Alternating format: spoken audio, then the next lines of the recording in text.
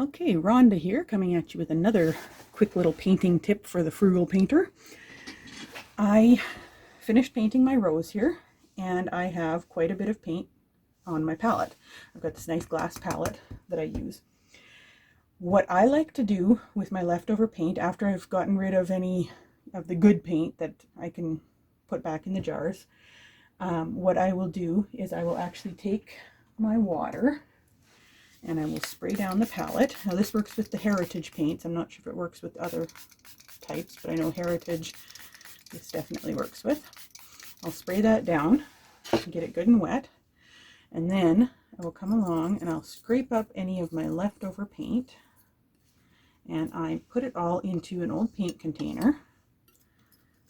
If you let it sit for just a minute, it softens right up again. So I scrape that up, put it into my old paint container.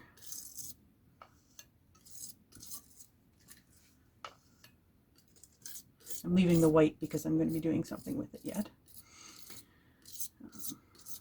Yes, you just scrape all that paint up, then you stir it on in, and you see all those colors together.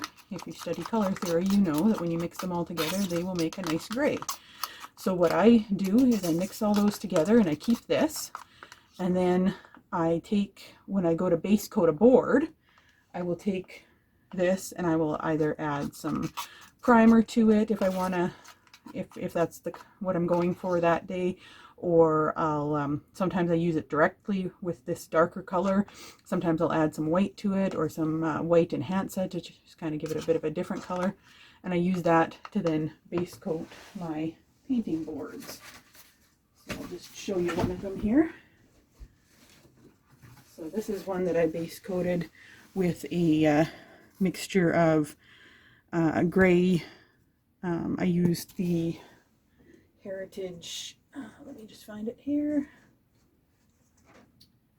It's the sealer. Here we go.